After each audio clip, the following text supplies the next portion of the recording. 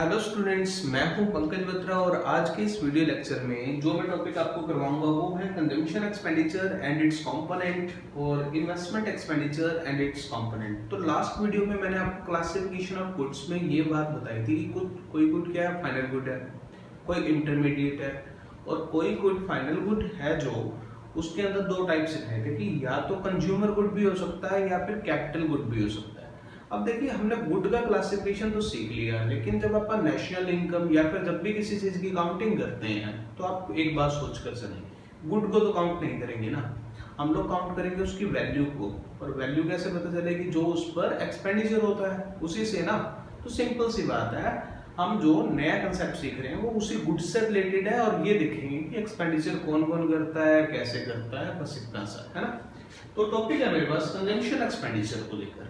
तो अगर मैं बात करता हूँ कंजम्पशन एक्सपेंडिचर क्या होता है, तो आप लोगों को पहले से पता है कि सर जो वांट सेटिस्फेक्शन के लिए, जो ह्यूमन अपनी वांट सेटिस्फेक्शन के लिए डायरेक्टली किसी भी गुड पर कर रहा था वो कंजम्पशन एक्सपेंडिचर था। लेकिन मैक्रो इकोनॉमिक्स में बात करें तो कंजम्पशन एक्सपेंडिचर को निकालना पड़ेगा ना कि कैसे निकलता है। तो ये एग्रीगेट होता है। एग्रीगेट क्या होता है? एक साथ, सभी का एक साथ। तो it refers to the aggregate consumption expenditure in an economy. तो पूरी की पूरी इकोनॉमी में जितना भी कंजम्पशन एक्सपेंडिचर है सभी को इकट्ठा कर दो, सभी को क्या कर दो? एक साथ कर दो। अब एक साथ करने का तरीका क्या होता है? सर एडिशन करना। तो पता होना चाहिए ना कंज्यूमर है कौन कौन। भाई फाइनल कंजम्पशन कौन करता होता है? एक तो आप सभी को पता है कि हाउस होल्ड, हम सभी लोग जो है हाउस होल्ड सेक्टर में आते हैं, ठीक है। घरेलू जो सेक्टर है उसकी बात हो रही है। तो हम सभी लोग अपनी सेटिस्फेक्शन के लिए कंजम्पशन एक्सपेंडिचर करते हैं। साथ ही साथ गवर्नमेंट भी करती है। लाइक गवर्नमेंट डिस्ट्रीब्यूशन पर्पज से, सेल पर्पज से नहीं। भाई गवर्नमेंट ने कोई चीज खरीदी है और इसको बेचा नहीं है आगे, बल्कि ये किस लिए खरीदी? भाई डिफेंस को दे दी, एडमिनिस्ट्रेटिव सर्विस है वहां पर यूज कर ली, है ना। जो यूज हो रही है चीजें यानी कि कंजम्पशन पर्पज में है, और गवर्नमेंट ज्यादातर डिस्ट्रीब्यूशन में लगाती है अपनी इन गुड्स को, जो भी चीजें परचेज की जाती है ना। तो सिंपल सी बात है, ये लोग भी कंजम्पशन एक्सपेंडिचर करते हैं गवर्नमेंट होने के बावजूद। इसी तरह जितने भी नॉन प्रॉफिट प्राइवेट इंस्टीट्यूशन है, अगर बात करते हैं टेंपल की, एनजीओ की, गुरुद्वारा की, ये लोग भी तो अपने मतलब कि वेंचर को चलाने के लिए ये लोग भी चैरिटी करते हैं। और चैरिटी क्या करते हैं? ये लंगर सेवा वगैरह चलाते हैं। तो ये लोग भी तो कहीं ना कहीं कंज्यूम कर रहे हैं, आगे बेच तो नहीं रहे ना। तो कहने का मतलब इन्होंने भी फाइनल कंजम्पशन किया, इन्होंने भी फाइनल किया, इन्होंने भी फाइनल किया। अगर हम तीनों को आपस में एडिशन करते हैं तो आपको क्या मिलेगा? Aggregate consumption expenditure.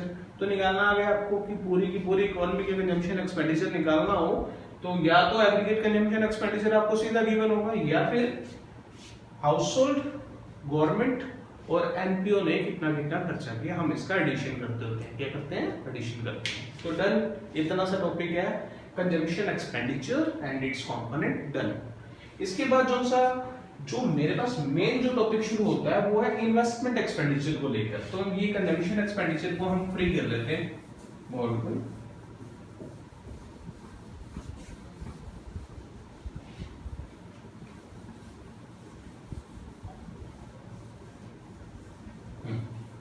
तो हमने एक पार्ट बहुत अच्छी तरीके से सीख लिया कि सर कंजम्पशन एक्सपेंडिचर और इसका कंपोनेंट क्या है, काफी आसान सा टॉपिक है। डन। इसके बाद आता है investment expenditure and its component. अब इन्वेस्टमेंट एक्सपेंडिचर सीखने से पहले तो ये पता होना चाहिए कि सर इन्वेस्टमेंट होती क्या है।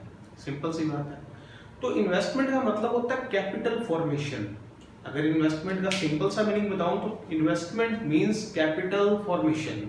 तो कैपिटल फॉर्मेशन क्या होता है? कैपिटल का फॉर्मुलेट होना, कैपिटल का बढ़ना। सिंपल सी बात है। तो सिंपल सी बात जो मैंने आपको बताई कि investment refers to the capital formation, कि सर इसका मतलब होता है कैपिटल फॉर्मेशन, कैपिटल का फॉर्मुलेट होना, ठीक है। तो इसे अपनी लैंग्वेज में आप ये बोल सकते हो, इसका मतलब है increase in the stock of capital, increase in the stock of capital. तो मैंने इसका दूसरा मीनिंग यहाँ पे लिखा है, आप लोग देख पा रहे हैं, increase in the stock of capital. कि भी कैपिटल के स्टॉक में इंक्रीज आना क्या होता है? इन्वेस्टमेंट होता है या फिर कैपिटल फॉर्मेशन होता है। क्लियर? अब सिंपल सी बात कि सर स्टॉक ऑफ कैपिटल, तो स्टॉक भी तो दो तरह का होता है ना। जो स्टॉक होता है वो कितने तरह का होता है? दो तरह का। या तो हो सकता है स्टॉक ऑफ फिक्स एसेट, कि सर आप फिक्स एसेट्स की बात कर रहे हो, या हो सकता है मैं इन्वेंट्री की बात कर रहा हूँ, इन्वेंट्री स्टॉक की, है ना। अब एक बात सोचो, सर फिक्स एसेट में अगर चेंज आ रहा है, मतलब कि साल के शुरू में एक कंपनी के पास 10 मशीनें हैं और ठीक साल के एंड में उनके पास 12 मशीन है, तो कितना चेंज आया? तो 12 माइनस 10 करेंगे और आपके पास नंबर 2 निकल कर आ जाएगा। ये चीजें होंगी अमाउंट में, लेकिन समझाने के लिए तो सिंपल सी बात है, स्टॉक ऑफ फिक्स एसेट जो है, यहाँ पर अपने पास कौन सी इन्वेस्टमेंट निकल कर आएगी? अगर अपन स्टॉक ऑफ फिक्स एसेट को चेक करेंगे तो अपने पास जो इन्वेस्टमेंट निकलेगी वो कौन सी होगी? इसका नेम मैं ऊपर लिख रहा हूं, फिक्स इन्वेस्टमेंट, फिक्स्ड इन्वेस्टमेंट। और अगर मैं इन्वेंट्री स्टॉक की निकाल रहा हूं तो दूसरी का नाम क्या होगा? Inventory investment. क्लियर? अब फिक्स इन्वेस्टमेंट की डेफिनेशन क्या होगी? तो सिंपल सी बात है, इधर क्या थी? Increase in the stock of capital. इधर क्या हो जाएगी? Increase in the stock of fix asset, increase in the stock of fix assets of the producers during an accounting year. एक साल के दौरान फिक्स एसेट में जितना भी चेंज आया, किसका? ऑल प्रोड्यूसर्स का, है ना।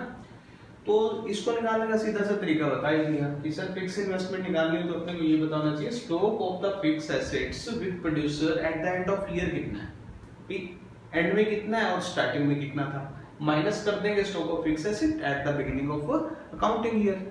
तो सिंपल सा फॉर्मूला है, या तो आपको फिक्स इन्वेस्टमेंट निकालने के लिए ये पता होना चाहिए कि एंड में कितना है और स्टार्टिंग कितना है, या फिर आपको सीधा सा बता रखा होगा कि sir change in fix asset इतना है, तो चेंज इन फिक्स एसेट उन्होंने निकाल कर दे दिया तो आपने डायरेक्टली वो फिक्स इन्वेस्टमेंट होगा, है ना आपका।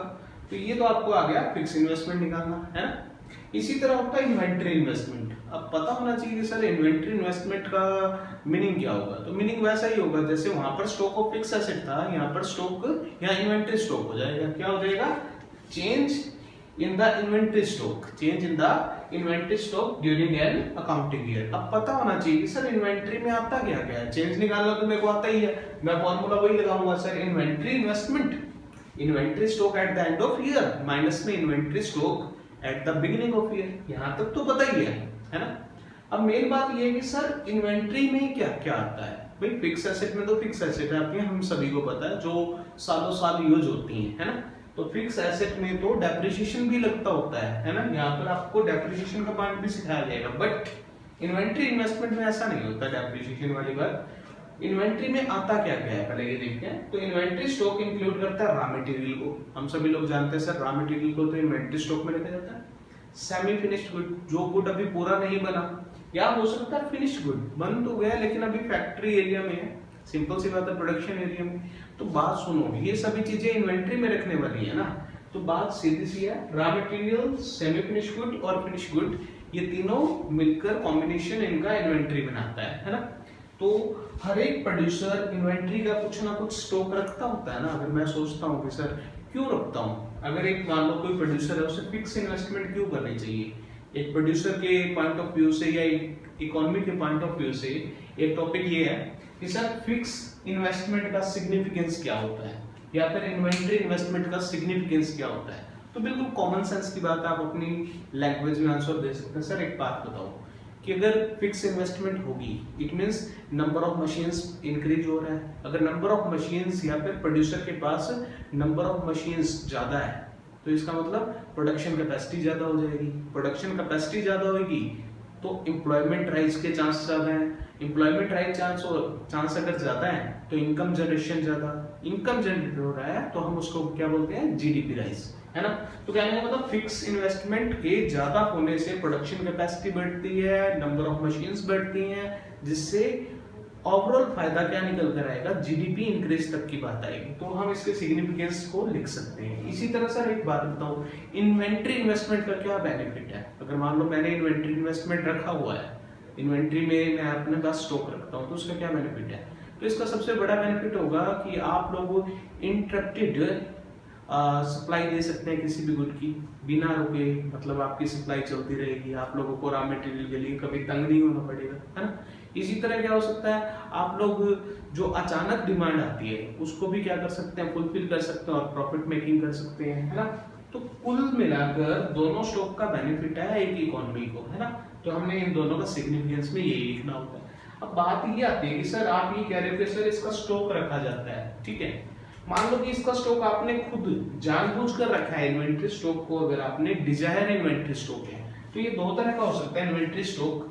अगर मैं इन्वेंट्री इन्वेस्टमेंट के लिए स्टॉक की बात कर रहा हूं तो या तो हो सकता है डिजायर्ड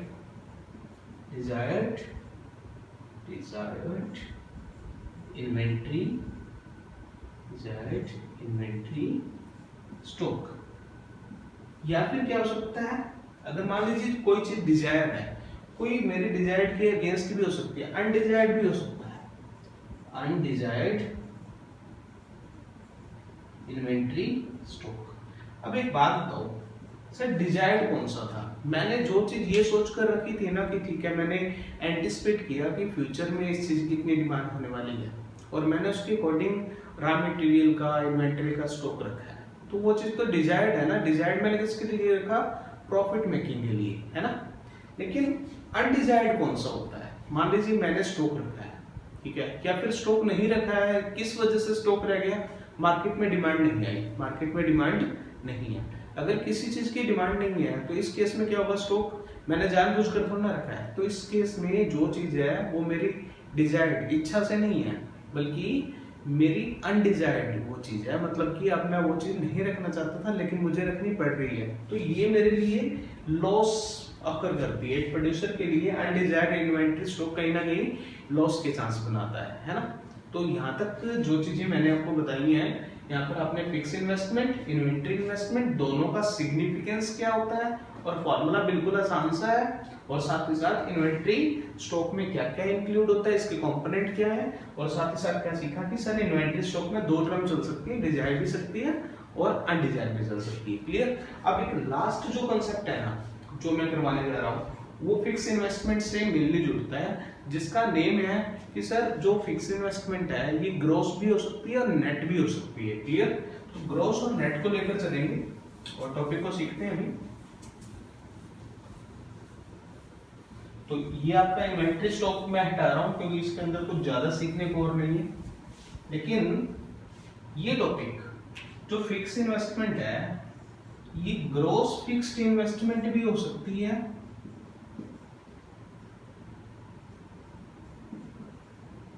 और नेट फिक्स्ड इन्वेस्टमेंट भी हो सकती है। अब सिंपल सी बात है, अगर मान लीजिए टॉपिक आ जाता है कि सर ग्रॉस इन्वेस्टमेंट क्या है, नेट क्या है, तो सिंपल सी बात जो सीखने की है वो क्या है कि सर ग्रॉस और नेट का जो कंसेप्ट होता है वो फिक्स इन्वेस्टमेंट पर ही चलता है। क्यों? क्योंकि ग्रॉस और फिक्स में सिर्फ और सिर्फ डेप्रिसिएशन यानी कि रिप्लेसमेंट कॉस्ट भी कहते हैं इसको। डेप्रिशिएट क्या होता है, डेप्रिसिएशन क्या होता है, किसी चीज की वैल्यू का कम होना उसके यूज होते होते, है ना, तो वैल्यू का कम होना। तो डेप्रिसिएशन को आप डीपली नेक्स्ट टॉपिक में सीखेंगे। फिलहाल क्या होता है, डेप्रिसिएशन क्या होता है, किसी भी चीज के कंज्यूम होने पर किसी भी फिक्स एसेट की उसकी वैल्यू में जो भी कमी आती है ना। अब एक बात बताओ, हम जब किसी चीज के यूज कर रहे हैं और उस चीज की वैल्यू में कमी आ रही है तो धीरे धीरे वो चीज खत्म भी तो हो जाएगी ना, तो उस चीज को रिप्लेस भी किया जाएगा। तो रिप्लेस करने पे एक मशीन को रिप्लेस किया, उसके ऊपर जो कॉस्ट आई वो किसकी वजह से आई, डेप्रिसिएशन की वजह से।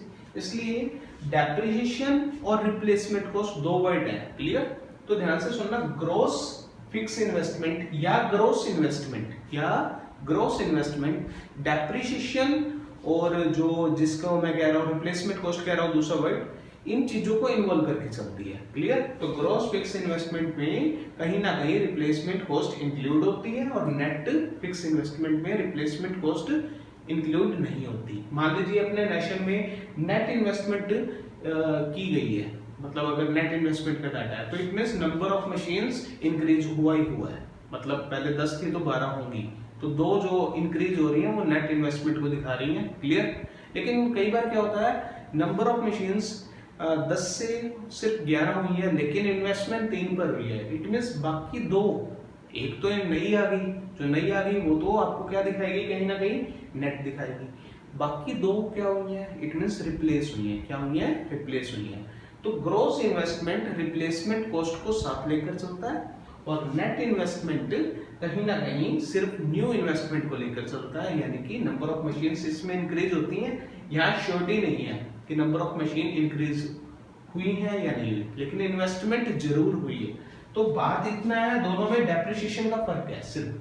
तो ग्रॉस इन्वेस्टमेंट क्या होता है, तो जितना भी नेट इन्वेस्टमेंट है, जितना भी नेट इन्वेस्टमेंट है, अगर मैं उसके साथ में वो इन्वेस्टमेंट ऐड कर दूं, वो इन्वेस्टमेंट ऐड कर दूं जो किसकी वजह से हो रही है, रिप्लेसमेंट कॉस्ट की वजह से हो रही है, यानी कि डेप्रिसिएशन की वजह से, तो कितना पैसा लगेगा, जितना डेप्रिसिएशन है उतना ना। तो सिंपल से बात है, नेट इन्वेस्टमेंट प्लस में डेप्रिसिएशन, अगर ये दोनों चीजें एक साथ है, ठीक है। तो डेप्रिसिएशन का दूसरा नेम क्या होता है, रिप्लेसमेंट कॉस्ट। क्लियर? अगर ये दोनों चीजें एडिशन में है तब ये चीज क्या है, किस में कन्वर्ट हो जाती है, ग्रॉस में। और सिंपल सी बात है, ग्रॉस को अगर नेट में कन्वर्ट करना हो तो क्या होगा, ग्रॉस इन्वेस्टमेंट जितना भी दे रखा हो, ग्रॉस इन्वेस्टमेंट जितना भी है उसमें से माइनस क्या कर दोगे, सेम जो चीज ऐड हुई है यहां पर उसका रिवर्स होगा, माइनस में डेप्रिसिएशन या फिर रिप्लेसमेंट कॉस्ट।